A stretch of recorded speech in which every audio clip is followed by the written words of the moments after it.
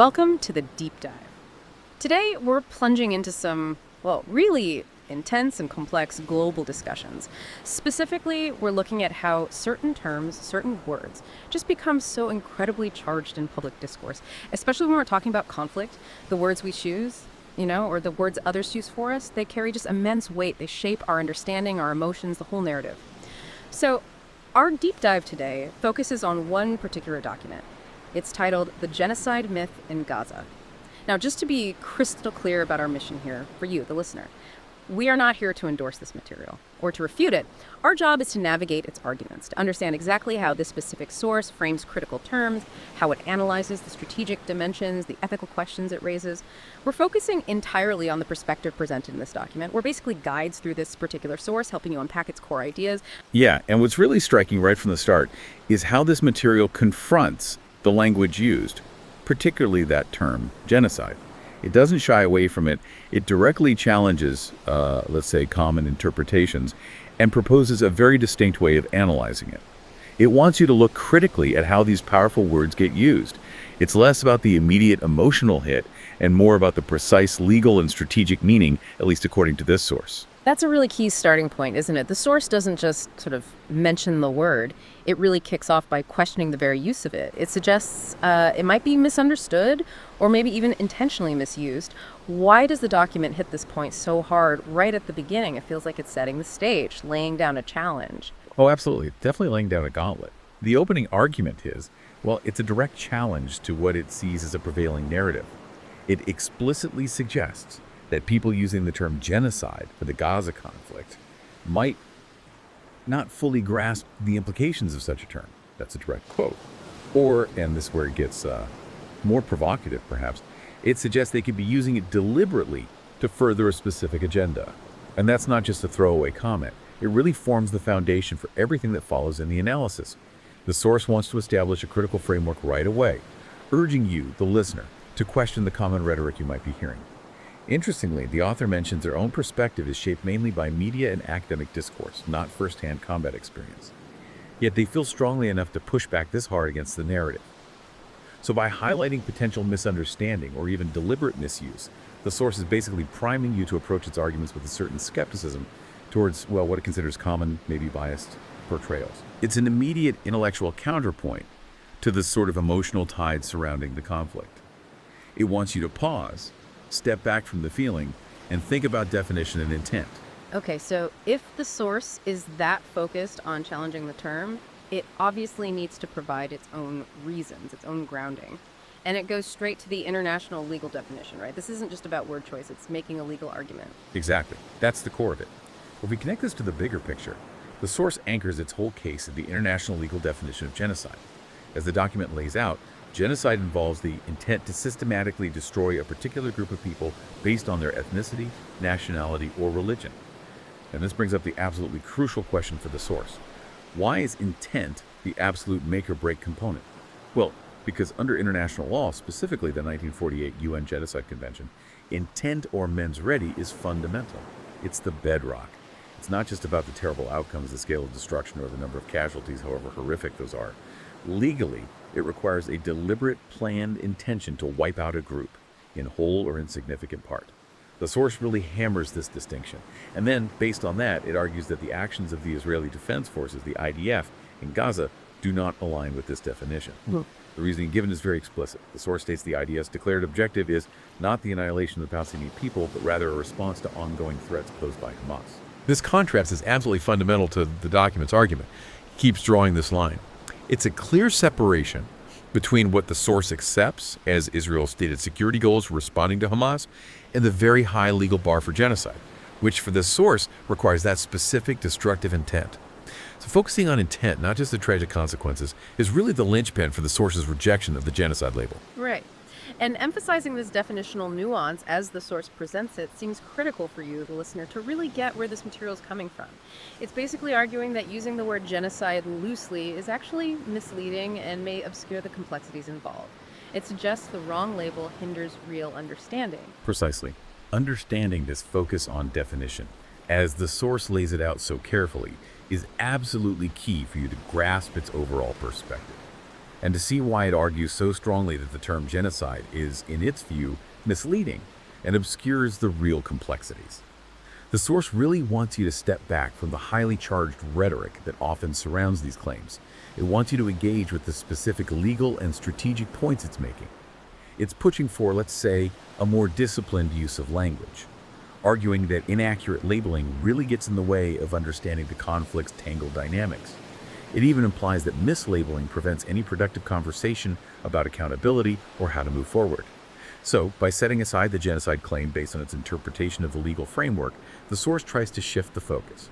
It wants to direct attention towards what it sees as the real strategic drivers and ethical puzzles of the conflict, which, for this source, seem to revolve primarily around Hamas's actions and strategy and Israel's responses to them. For this document, it's less about the scale of devastation, however awful, and much more about the motivations and the legal intent behind the actions, again, as interpreted by the source based on international law, is pushing for an analytical rather than a purely emotional take on the term. That sets a very clear framework. Okay, so once the source has established its position on the legal definition, it then pivots. It moves from that definitional debate to a very practical analysis of the military and strategic realities, the situation on the ground, particularly focusing on asymmetric warfare. And it introduces this really interesting phrase, almost dismissive Excel spreadsheet fighting. That phrase immediately makes you think of someone missing the big picture, right? Just looking at numbers. What does our source mean by that, and why does it see it as so flawed? Yeah, Excel spreadsheet fighting, it's definitely used critically, even dismissively, by this source. It sees that kind of analysis as fundamentally missing the point. The source describes it as an attempt to just quantify military capability on both sides, comparing Israel's military strength against Hamas's strength. Like making lists, okay, Israel has X number of tanks, Y fighter jets, Z battalions. Hamas has, far fewer conventional resources. And then concluding from that comparison that Israel should obviously win easily, or that any significant losses on the Palestinian side must automatically be disproportionate force. The source dismisses this Excel spreadsheet approach because it sees it as simplistic, almost naive, reducing the conflict to just numbers and gear. It argues this completely fails to grasp the underlying strategic thinking, the motivations, and just the basic realities of asymmetric warfare. The source's core point is that asymmetric warfare isn't about matching firepower.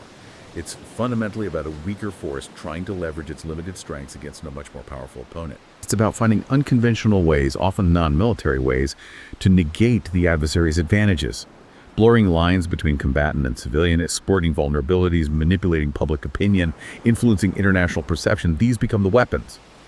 So for the source, an Excel spreadsheet analysis totally misses these calculated, often non-kinetic dimensions of what it argues is Hamas's strategy. It's about outmaneuvering, not just outgunning. So it's definitely not just tanks versus rockets.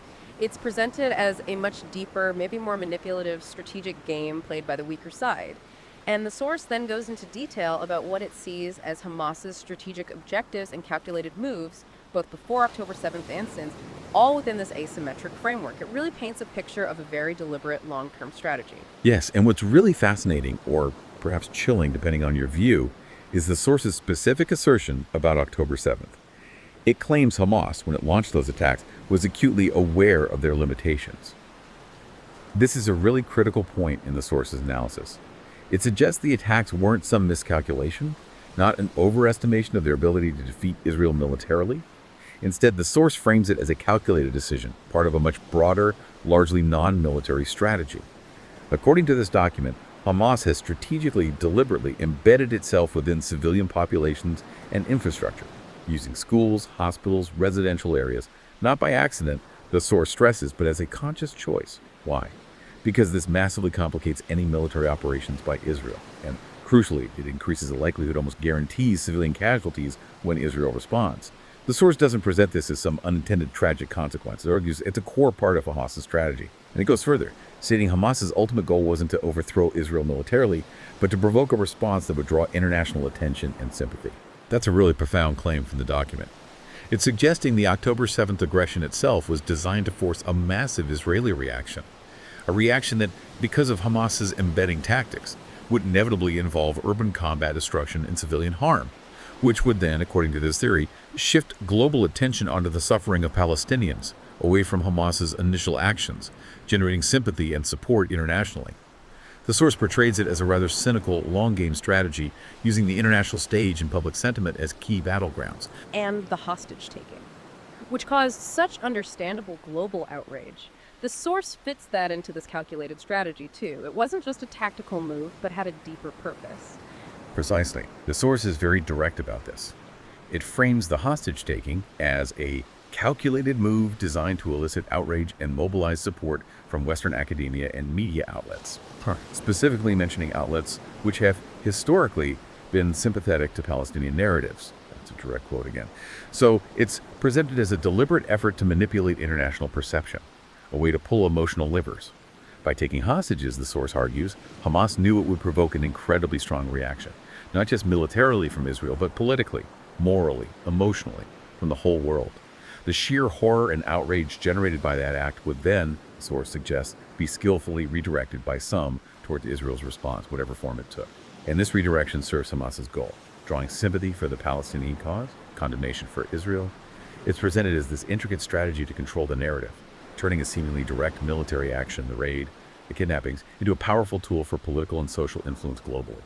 The document really emphasizes this as a key part of Hamas's asymmetric advantage, essentially weaponizing Western moral values and sensibilities. So, pulling that together, what does this mean for how the source understands the very start, the initial trigger for this round of conflict? It sounds like it's painting a picture where the October 7th attacks weren't about military conquest at all, but more about setting a kind of strategic trap, a sophisticated one, designed to manipulate how the world sees the situation. That's exactly the picture the source paints.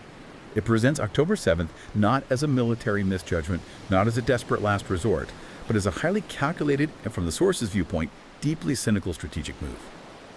The initial impetus, from this material-specific perspective, wasn't about achieving a conventional victory over the IDF. That was never the goal, it argues.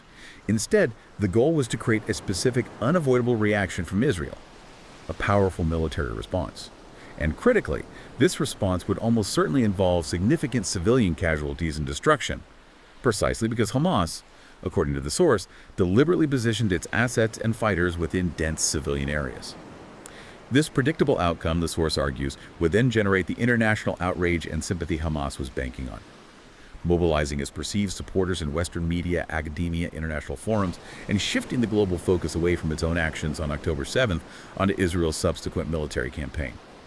It's framed as a deliberate provocation designed purely to reshape the global narrative and garner sympathy, regardless of the immediate military results on the ground. The long-game strategy, as described here, is all about leveraging civilian suffering and international condemnation as powerful, non-military weapons against a conventionally stronger adversary. It wasn't about winning a fight, but winning the information war. This really reframes those initial acts of violence. It integrates them into a much wider, non-military objective where, tragically, civilian lives become almost a strategic resource in that information battle. That definitely helps you, the listener, understand the strategic layers and motivations the source is identifying. It moves way beyond just comparing army sizes. It pushes you to consider these deeper, maybe darker objectives driving the conflict. At least from this particular viewpoint, it's certainly a different way to look at it. Forces you to reevaluate assumptions. And this leads us straight into maybe the most difficult and ethically charged part of this whole situation, the impact on civilian lives. The source shifts focus directly to the tragic reality of civilian deaths and injuries, and its analysis of how these become integrated into strategic calculations, especially by Hamas. This is a really, really critical point the source brings up, and maybe an uncomfortable one. The idea that Western values, our emphasis on human life, might actually be strategically exploited. How does the source connect this to the specific challenges of fighting in urban areas? Yes, this is where the source makes a very direct, and you're right, potentially uncomfortable assertion. It argues quite strongly that the manipulation of Western sensibilities regarding civilian casualties plays directly into Hamas's strategy.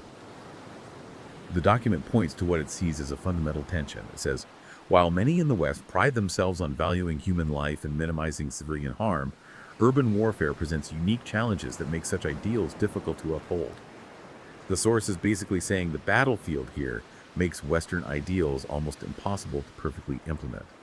It emphasizes that the conflict is no longer simply about advanced weaponry versus small arms. It has evolved into a complex battle where human lives are used as strategic pawns. What the source means by this is that the very ethical frameworks, the moral priorities that guide Western military conduct, and public discussion, especially strong desire to protect civilians are, from its perspective, being turned into weapons by Hamas. In places like Gaza, incredibly densely populated, where combatants are accused by the source of deliberately operating from within civilian buildings, under them, next to them. The mere presence of non-combatants becomes a strategic advantage for the weaker side, Hamas. It makes it incredibly difficult, maybe impossible, for the stronger side, the IDF, to operate without causing civilian harm. Which, the source argues, is exactly what Hamas wants, because those casualties then trigger the international condemnation and sympathy Hamas relies on. The source argues Hamas counts on that moral outcry in the West to pressure Israel. And it's crucial to point out the source doesn't just assign blame in one direction here. It does acknowledge IDF efforts, right? Even while stressing the inherent dangers. It seems to be trying to present a picture of the operational difficulties. Yes, that's an important nuance in the document. It doesn't completely ignore or dismiss IDF actions aimed at mitigation. It explicitly states the IDF has made significant efforts to mitigate civilian casualties through various means, and it lists things like preemptive warnings and targeted strikes aimed at minimizing collateral damage. So there's an acknowledgement there of attempts by the Israeli military to follow certain ethical guidelines, perhaps aspects of international humanitarian law, even under incredibly difficult circumstances. But at the same time, it immediately highlights what it sees as a harsh practical limit. No military operation can entirely eliminate the risk of civilian harm in densely populated urban environments. This raises, from the source's perspective, a really tough question about the practical boundaries. How much can civilian harm actually be avoided in these specific conditions, even if you're trying? It underscores what the source views as the brutal, tragic nature of urban warfare itself.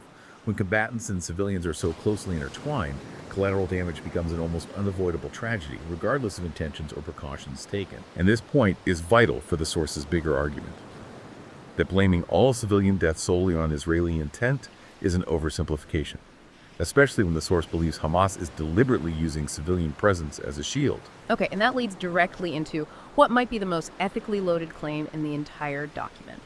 The one that really requires careful thought. It's the idea of deliberate human shielding. The source asks this very pointed question: why do civilians remain in combat zones despite knowing the risks? And then it gives its answer. This is not merely a matter of confusion. Rather, it reflects a deliberate strategy on Hamas's part to use civilians as shields, knowing that their presence will complicate Israeli military operations and generate international condemnation when casualties occur. That is a very strong, very uncomfortable claim. What specific ethical questions does the source then raise from this premise? Where does it place accountability? It is a profound claim, and it leads to a deeply unsettling ethical challenge that the source really forces you, the listener, to grapple with. The premise that Hamas deliberately uses civilians, keeps them in danger, knowing the IDF's likely actions and the tragic results, leads the source to directly question where responsibility lies.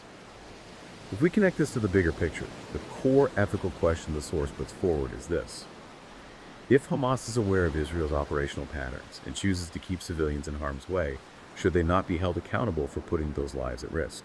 End quote.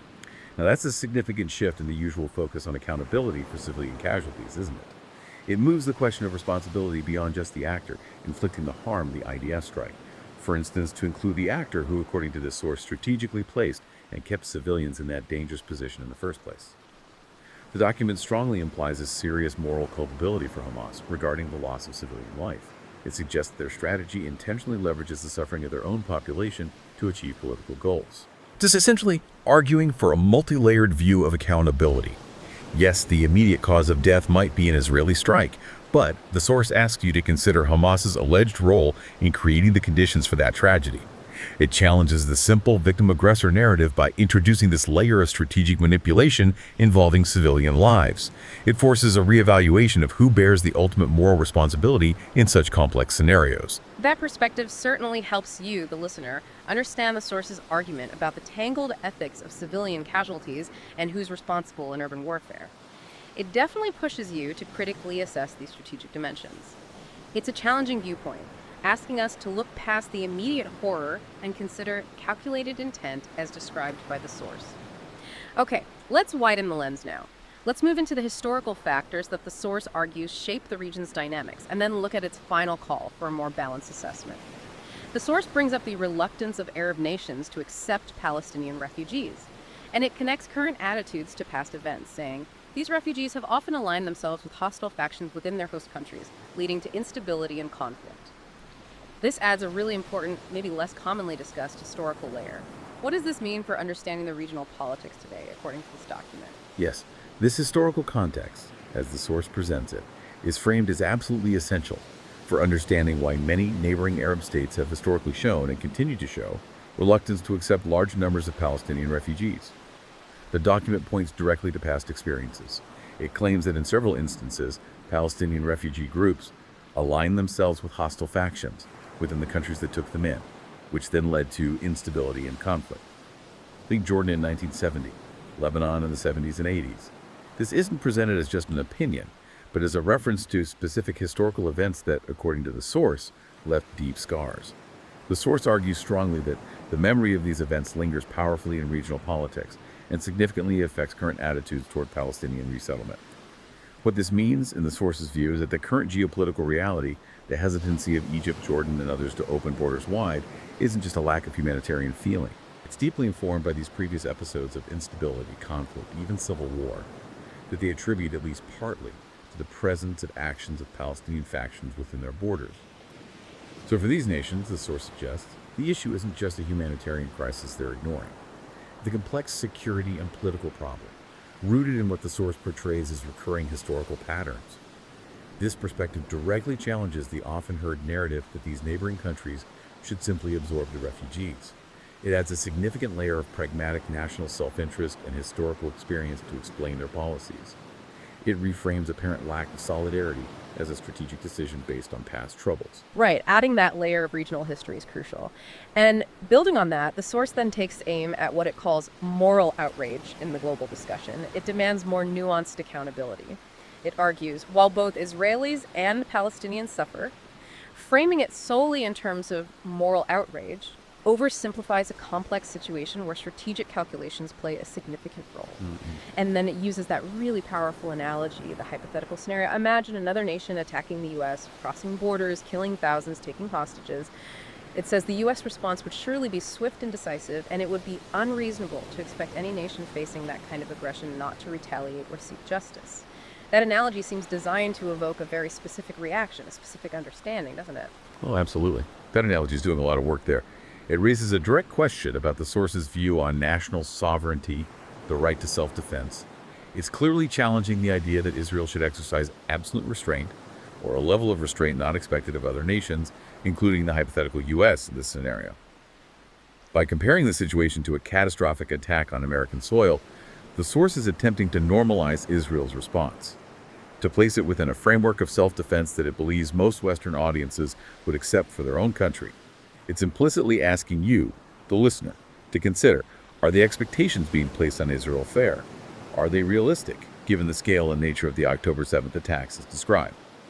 The analogy directly feeds into the source's broader critique of what it calls moral relativism, the idea that accountability is dismissed on one side while being heavily demanded from the other. For the source, there's a troubling imbalance, a double standard, in how the international community often talks about and judges the actions in this conflict. It sees one side's actions held to an incredibly high, maybe even impossible standard of restraint, while the other side's actions are sometimes rationalized, excused, or framed purely as resistance, regardless of the methods used. So the analogy is really a call for applying the principles of self-defense and the demand for accountability universally and consistently. So bringing it all together then, for this source, what's the ultimate bottom line consequence of Hamas's tactics as it analyzes them? And what kind of understanding, what kind of approach does it advocate for in the end? What's the final message about responsibility? Okay, connecting all these threads. The source concludes quite starkly that Hamas's tactics have incentivized violence and civilian casualties. How? By leveraging Western sympathy for their plight, while simultaneously engaging in acts of terror against innocent people. End quote. That's a critical and, again, quite cynical conclusion from the source's perspective. It argues Hamas has found a kind of perverse feedback loop, where their violent actions, especially those leading to high civilian casualties on their own side, paradoxically generate the international sympathy and condemnation of Israel that serves their strategic aims. This, in the source's view, doesn't de-escalate things. It actually fuels and perpetuates the cycle of violence, because the strategy is seen to work on the international stage. So the source's final call is for a balanced understanding. And what that means for this document is that it requires you, the listener, not only to mourn loss, but also to seek accountability for those who perpetuate cycles of violence under the guise of resistance or liberation. That's the core takeaway message. Genuine empathy for suffering, acknowledging the human tragedy on all sides, must go hand in hand with a clear-eyed, critical assessment of who is responsible for perpetuating the conflict. It's a demand for intellectual honesty in assigning blame. It urges you to look past simple narratives, to weigh the strategic choices, the ethical claims, the historical backdrop for all parties involved. And it places particular emphasis on holding accountable those who, in the source's view, deliberately choose strategies that escalate violence and rely on civilian suffering for political gain. It's a direct challenge to engage critically, not just emotionally. Wow, okay.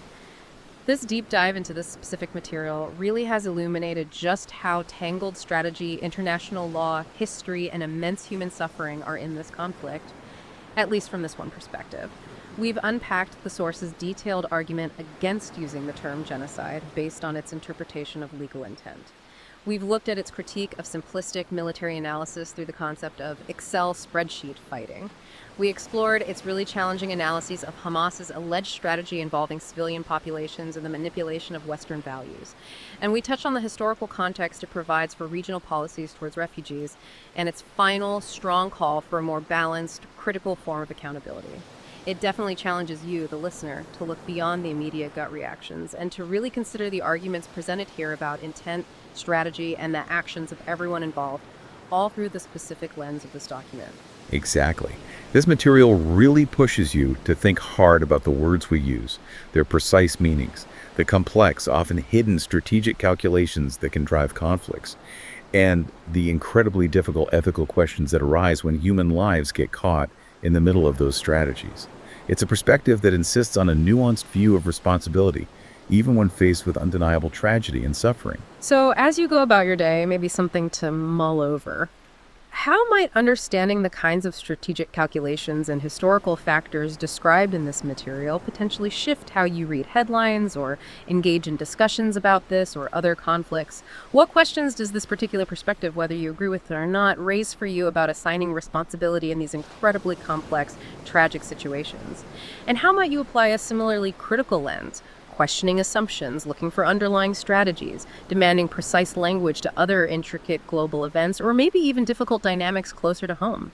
The deep dive will be back soon. We'll continue bringing you insights like these, helping you navigate the complexities of our world, one deep dive at a time.